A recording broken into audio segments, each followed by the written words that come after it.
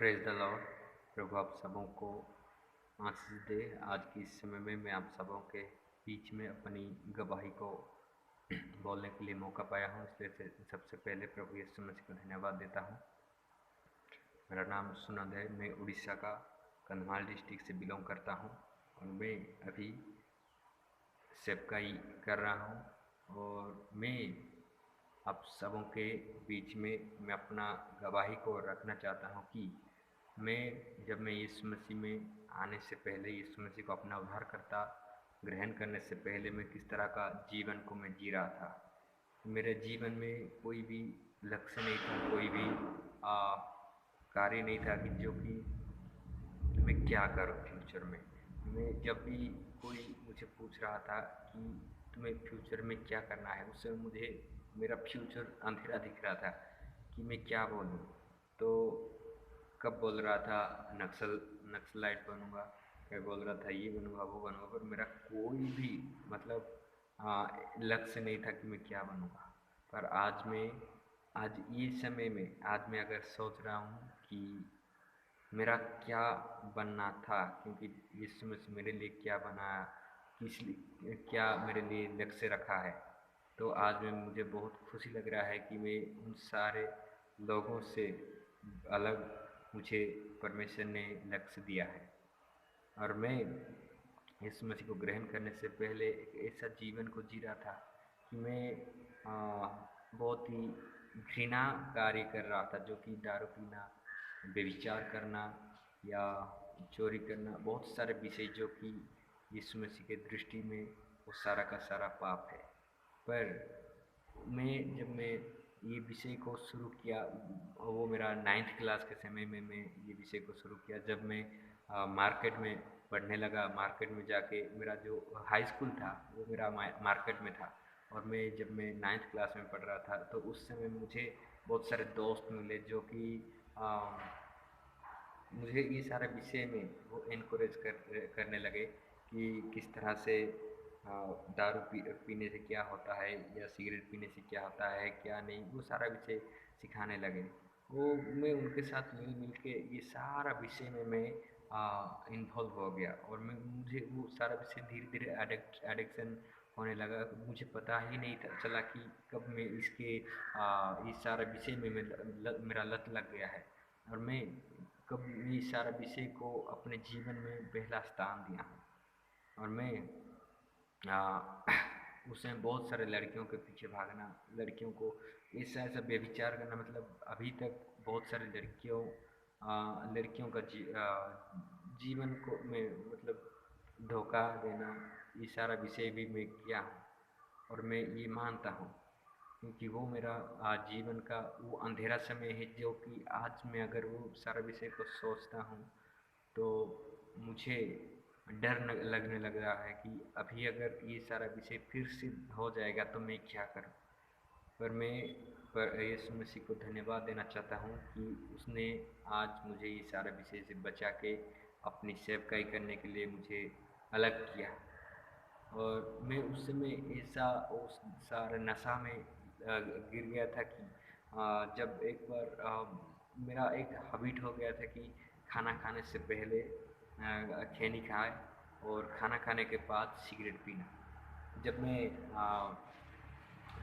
खाना बहुत बहुत बार जब मैं खाना खाने के बाद मेरे पास पैसा नहीं था सिगरेट पीने के लिए, तो मैं और एक मेरा भाई था जो उसके साथ हम दोनों मिलकर एक अड्डा था, हमारा गांव में एक अड्डा अड्डा था जो कि अभी बंद हो गया, और वो अड्डे में जाके जो भी पैरों से रौंदा जाने वाला, फेंका जाने वाला सिगरेट था, वो सारा विषय को उठा उठा के उसको हम पीते थे। और ऐसा था कि हम खैनी को बुड्ढों से मांग के खाते थे, बुड्ढों से भी ज़्यादा बदतर खराब ज़िंदगी जी रहे थे, और ऐसा दारू पीते थे कि हमारा उम्र के लड़के उतना नहीं पी रहे थे।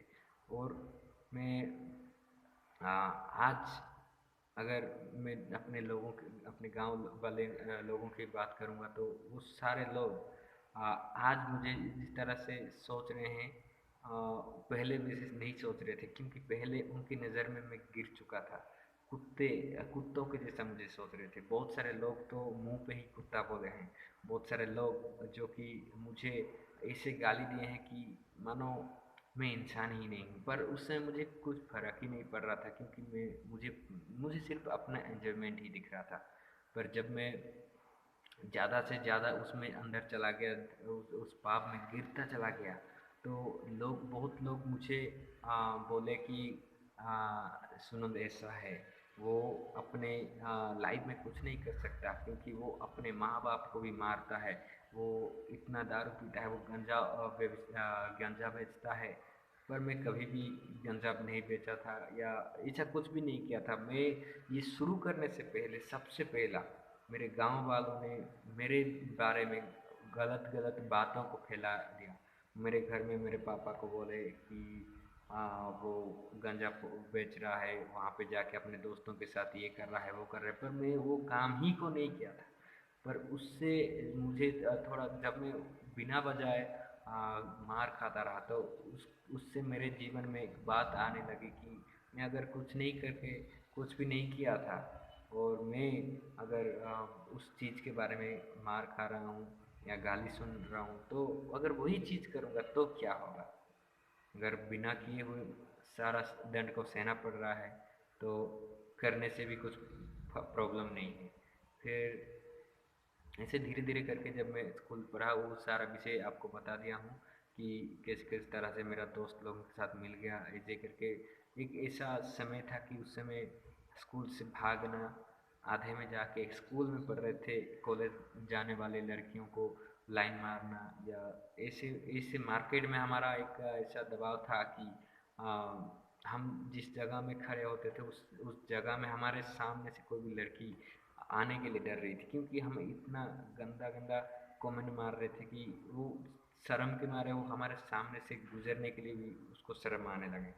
ऐसे ऐसे थे, और ऐसे ऐसे दोस्त थे कि जब हफ्ते में सोमवार को अगर हमारा उधर हाट होता था, तो उस समय कुत्तों के जैसा 10-12 जन एक साथ घूमते घूमते हम लाइन मारने लगे थे।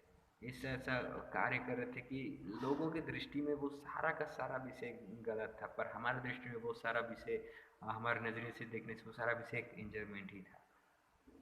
पर ऐसा भी दिन आया कि इतना दारू पीता गया कि मैं अपने घर लोगों से भी छुप छुप के मैं दारू पीता था। मेरे घर वाले उतना मुझे मुझे पता नहीं था कि उन लोगों को पता नहीं था कि ये इतना पीता है। मैं पीता था, इधर उधर सोता था, कभी रास्ते पे भी सो जाता था, या कभी किसी दूसरे के घर में सोता था। ऐसा ऐसा कार्य मैं किया हूँ अपने जीवन में कि आज मैं अगर उसको सोच रहा हूँ तो मुझे बहुत बुरा लग रहा है कि मैं क्या था। पर उस समय भी परमेश्वर ने मुझे प्यार किया, परमेश्वर ने मुझे संभाला हर एक विषय में। हाँ, मैं बुरा था, यीशु मसीह के दृष्टि में बुरा था, यीशु मसीह की दृष्टि में मैं पाप किया था, पर कर रहा था, फिर भी यीशु मसीह ने मेरा हाथ पकड़ के मुझे उठाने की कोशिश कर रहा था। हमें वो चाहता तो मुझे एक ही बार में उठा देता, पर वो नहीं चाहता कि इसको अगर मैं एक बार में उठाऊं तो ये भूल जाएगा। इसकी वजह से वो मुझे धीरे धीरे करके मुझे उठाने लगा।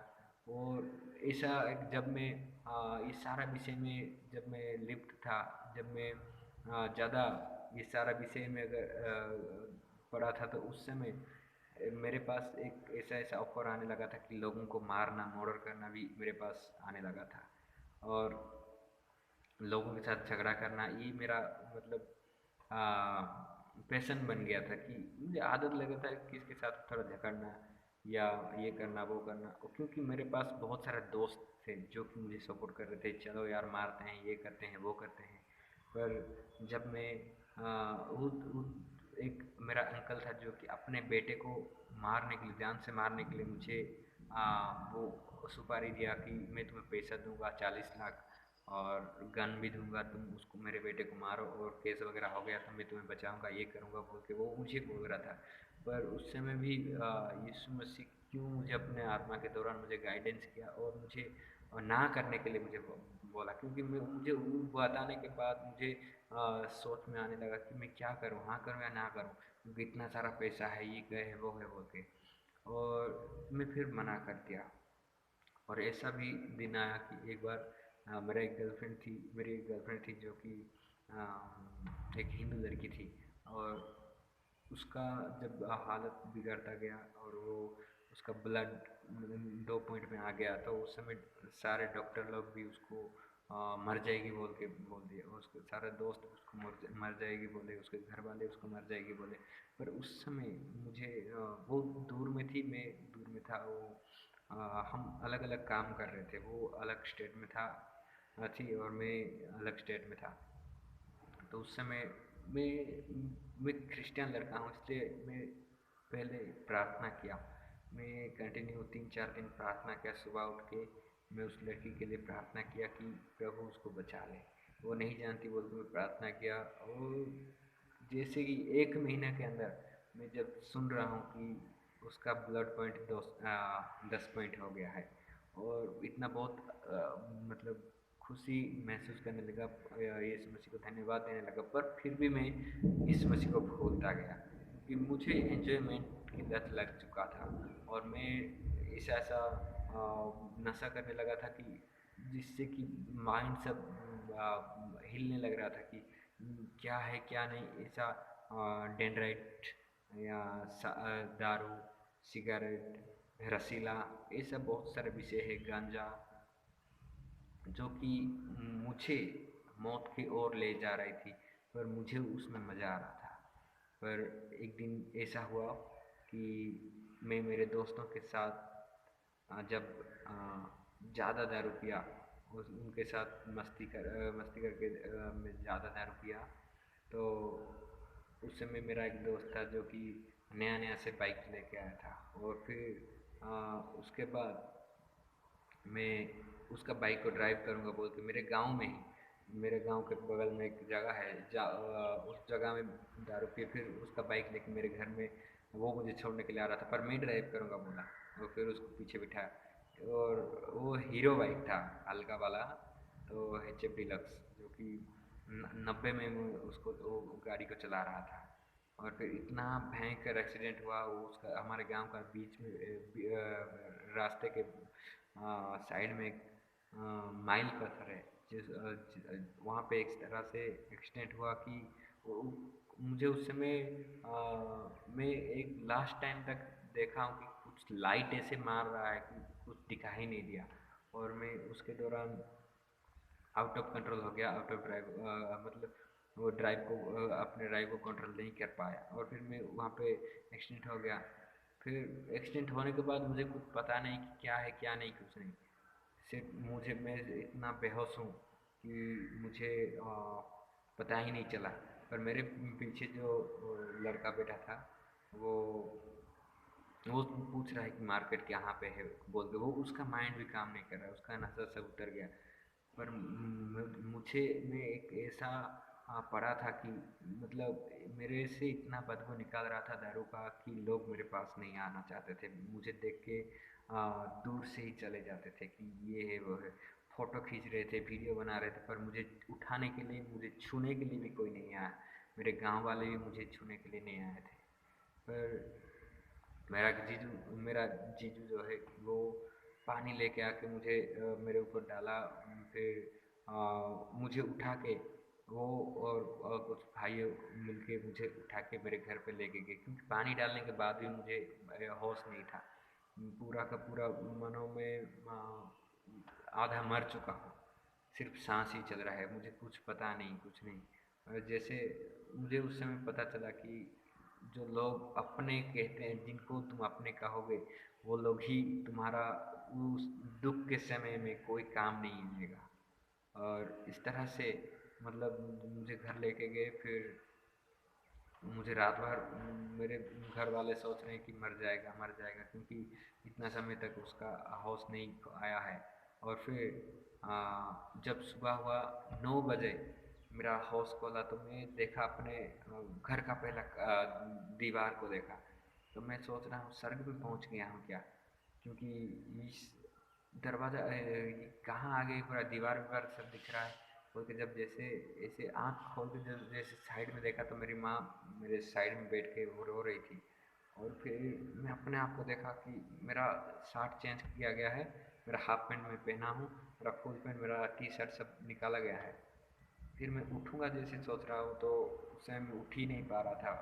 पूरा बहुत वो पेन हो रहा था। फिर ऐसे करके मैं देखा, ज़्यादा तो कुछ नहीं हुआ, थोड़ा थोड़ा थोड़ा खरोच आया था पैर में। वो भी उतना नहीं आया था, पूरा थोड़ा आया था। फिर जब मैं फ्रेश हुआ, बहुत मुश्किल हो रहा था क्योंकि मेरा सर भी दर्द हो रहा था। 1 महीने तक 1 महीने 2 महीने तक मेरा सर दर्द नहीं गया, क्योंकि ऐसे सर को झुकाने से भी बहुत दर्द होने लगा था। फिर ऐसा कुछ दिन ऐसा हो रहा था, तो उसके बाद जब मैं गाड़ी देखने के लिए गया, तो गाड़ी का तो इंजन ही दो दो भाग में बढ़ गया था। इतना भयंकर एक्सीडेंट हो गया था, और जो माइल पत्थर था वो स्ट्रेट था, पर उसका वो ऐसे क्रॉस होके पड़ा था। और फिर गाड़ी का कोई भी मतलब हड्डी पसली ही नहीं था, इतना भयंकर एक्सीडेंट हो गया था। पर उस समय भी यीशु मसीह ने मुझे बचाया। और उसके बाद मेरा दारू पीना कम होता गया। और फिर मुझे पता नहीं था कि उसके बाद मतलब दारू पीने के लिए मेरा मन नहीं हो रहा था, मेरा शरीर कुछ अजीब सा हो रहा था, मुझे मन नहीं लग रहा था। फिर ऐसे ही कुछ दिन के बाद जब मैं फिर से थोड़ा सही हो गया, उसके बाद फिर से दारू पीना शुरू कर दिया। पर उसके बाद मेरे घर वाले मुझे जान जान गए कि ये फिर से दारू पी रहा है थोड़ा थोड़ा बोल के। जब मैं एक्सीडेंट हुआ, उससे पहले मेरे घर वाले उतना नहीं जानते थे कि ये कंपल्सरी ये दारू पीता है बोल के। सिर्फ लोगों से सुन रहे थे कि ये वो करता है, वो करता है, ये करता है। पर उनको कंफर्म नहीं था कि मैं ये कर रहा हूँ। पर जब मैं एक्सीडेंट हुआ, उसके बाद ही उन सबों को पता चल गया, मेरा गांव वालों को सबको पता चल गया। और फिर ऐसे हुआ कि जब मैं एक्सीडेंट के बाद और भी कुछ दिन के बाद दारू पीता गया और बपतिस्मा हुआ, अपने मन को फिराया, सडनली अपना मन को फिराया। और मुझे उस समय बपतिस्मा का कोई भी वैल्यू पता नहीं था। और फिर मन को मन को फिरा दिया, तो सारा विषय को बंद कर दिया। फिर बपतिस्मा लिया, बपतिस्मा लेने के बाद थोड़ा कुछ भक्ति वगैरह आ गया। फिर ये प्रभु में थोड़ा बढ़ूँगा बोल के। पर उस समय तक मेरे जीवन में कुछ सुधार नहीं था, सिर्फ नशा ही करना छोड़ दिया था, एक अपना कुछ कुछ काम को ही छोड़ दिया था। और जैसे लोगों की तरह सिर्फ दिखावट के लिए जी रहा था। और उसके बाद भी शैतान ऐसा कर दिया कि मुझे फिर से मेरे दारू वाले चीज़ में व्यभिचार में डाल दिया। और मैं उसके बाद भी बहुत सारे लड़कियों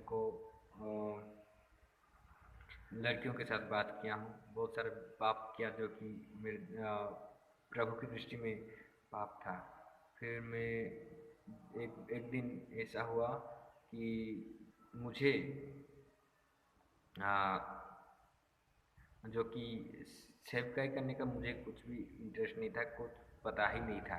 मैं फिर दारू वगैरह सब पीने से पहले मैं एक बार जब मैं बपतिस्मा लाने के बाद कुछ दिन के बाद एक प्रेयर में संडे के टाइम में जब मैं बैठा था, उस समय एक आवाज़ आया। एक भाई प्रीचिंग कर रहा है, वो अपना प्रीचिंग कर रहा है, उस समय एक आवाज़ आया जो कि सारा आवाज़ को बंद कर दिया, सिर्फ वही आवाज़ मुझे सुनाई दे रहा है। वो बोल रहा है कि मैं तुम्हें चुना हूँ, तुम जाओ प्रचार करो। मैं सोच रहा हूँ ये कहाँ से आवाज़ आ रहा है, मैं सोच रहा हूँ कि ये कौन बोल रहा है मुझे। फिर सबको देख रहा हूँ, किसी का आवाज़ नहीं आ रहा है, फिर एक ही आवाज़ आ रहा है कि तुम जाओ प्रचार करो, तुम जाओ प्रचार करो। फिर जब मैं पास्टर को बोला, मेरे पास्टर बोला ठीक है, तुम धीरे धीरे लोगों के पास जाके थोड़ा थोड़ा करके वचन को सुनाओ, ये करो वो करो। फिर मैं करता गया। जैसे जब भी हम मसीह में बढ़ते हैं तो बहुत सारे मुसीबतें आता है, और शैतान हर समय हमारा जीवन में मुसीबत क्रिएट कर देता है। और फिर जैसे मैं वो सेवकाई करता रहा, तो लोगों को बताता रहा ये है वो है बोल के थोड़ा थोड़ा करके। तो उससे मुझे कुछ पता भी नहीं था ज़्यादा। पर उस समय शैतान को एक मौका मिल गया, वो मेरे पास्टर की तबीयत को ख़राब करके उनको हॉस्पिटल भेज दिया। उनको वो बहुत ही बुरा हालत में कर दिया। और फिर पास्टर का और मेरा रिलेशन को अलग कर दिया कि हम दोनों अलग हो जाएं, क्योंकि वो जानता है कि जब तक पास्टर उसके साथ है तो वो उसका लाइफ बिगड़ नहीं सकता। फिर क्योंकि पास्टर एक ऐसा मेरा पास्टर एक ऐसा पास्टर है जो कि मेरे जीवन को वो बदलने में बहुत मदद किए हैं, और अभी भी वो मुझे बहुत सपोर्ट कर रहे हैं। और फिर जैसे पास्टर के साथ मेरा दूरियां बढ़ते गया, मेरा पास्टर हॉस्पिटल में एडमिट हुआ, मैं दूसरा में रहा, मैं कुछ इधर उधर का भी काम करने लगा, तो उस समय बहुत सारे टेंशन आए, बहुत सारा विषय आए, जिससे कि मुझे सह नहीं पाया, फिर से दारू पीना शुरू कर दिया था, फिर व्यभिचार भी किया। फिर बाद में मुझे पछतावा हुआ कि मैं ये क्या कर रहा हूँ, और फिर मैं मेरे पास्टर को बोला कि मैं ऐसा ऐसा किया और मैं माफ़ी मांगना चाहता हूँ। तो फिर मेरे पास्टर मुझे बोले, तुम मुझे माफ़ी मांगने से अच्छा तुम यीशु मसीह को माफ़ी मांगो, वही तुमको माफ़ी देगा। फिर मैंने प्रार्थना किया बहुत ही, और फिर उसके बाद से मैं अपने जीवन में मैं अपने आप को सुधारना चाहा, फिर भी दारू पीना मुझसे नहीं छोड़ रहा था। फिर मेरा कैसे कैसे जैसा बोलते हैं ना, जिनको यीशु मसीह ने चुना है वो किस तरह से भी वो सारे विषय को छोड़ कर वो बाहर आता है। फिर एक बार मेरे दोस्त के माध्यम से मुझे बात किया कि चलो दारू छोड़ो, फिर मैं उसको कमिटमेंट कर दिया कि मैं छोड़ दूँगा, क्योंकि मैं जान ही रहा था कि यीशु मसीह मुझे चुना है, और मैं इसलिए मैं अलग हो जाऊँगा। फिर दारू पीना छोड़ दिया। फिर मेरे जीजू जो थे, वो मेरे दीदी के साथ वो कलकत्ता में रहते थे। मैं उनको फ़ोन किया, उनको बात किया, उनको बात करके मैं मिनिस्ट्री करना चाहता हूँ बोला, ट्रेनिंग जाना चाहता हूँ। फिर उन्होंने बोला ठीक है, तुम करना चाहते हो तो प्रार्थना करो। पहले मैं प्रार्थना किया, कुछ दिन के बाद मैं फिर से बोला मैं करना चाहता हूँ। तो फिर बोले अंडमान जाओगे? तो मैं बोला ठीक है जाऊँगा। तो फिर अंडमान जाने से पहले तुम्हें कर्नाटक जाके उधर ट्रेनिंग लेके तुम उधर जाना है। तो फिर मैं गया, ठीक है बोला, वो डेट फिक्स हुआ, मैं गया। फिर मुझे मेरे सोच में सिर्फ ट्रेन तक ही बैठना मेरा सोच था कि मैं ट्रेन तक ही बैठूँगा, और पर मुझे पता नहीं था कि यीशु मसीह का चिंता, यीशु मसीह का सोच मुझसे, मेरे सोच से बड़ा है। फिर मैंने जब ट्रेनिंग लिया उसके बाद मुझे फ़्लाइट में बैठने के लिए मौका मिला, वही मुझे पहला मिशनरी जर्नी में मुझे भेजा गया, क्योंकि वो मेरा पहला मिशनरी जर्नी है। और फिर मैं और मेरा एक दोस्त जो कि कर्नाटक से थे, उस दोनों मिलके हम वहाँ पे गए। फिर वहाँ पे सेवकाई की, और फिर वहाँ सेवकाई करने के बाद कुछ कारण की वजह से हम दोनों वापस आए, और अभी मेरा दोस्त वो कर्नाटक में ही कुछ सेवकाई कर रहा है, और मैं अभी तो मैं बीटीएच में हूँ। सेवकाई कर रहा था मेरे गांव में ही, इंडिपेंडेंट में। मैं हर एक जगह में जाके प्रचार करना, जो भी वचन मुझे यीशु मसीह का मिला है, जो भी वचन मुझे कहा गया है, मैं जो भी सीखा वो सारा विषय को मैं लोगों को बताया। फिर अभी मैं फिर से मुझे मेरा सोच में आया कि मैं और भी कुछ जानना चाहता हूँ, और भी गहराइयों को समझना चाहता हूँ। तो आज मैं अभी बीटीएच में, केरला में बीटीएच कर रहा हूँ, और मैं प्रभु का धन्यवाद देना चाहता हूँ, क्योंकि उसने मुझे वो सारा विषय को छुड़ा कर, सारा विषय से अलग करके मुझे अपने लिए चुना है, और मेरे लिए एक लक्ष्य दिया है कि मैं अभी उनका सेवकाई करूं। और वो सेवकाई कोई भी काम से छोटा नहीं है, वो सेवकाई सबसे बड़ा सेवकाई है, क्योंकि वो राजाओं का राजा का एक कार्य है। क्योंकि वो राजा जो कि सारा आकाश और पृथ्वी को बनाया है, और उसके अंडर में मुझे काम करने के लिए मौका मिला है, उनकी सेवा करने के लिए मौका दिया। सबसे पहले मैं यीशु मसीह का धन्यवाद देना चाहता हूँ। प्रभु आप सबों को इस छोटी सी गवाही के साथ आशीष दे, आमीन।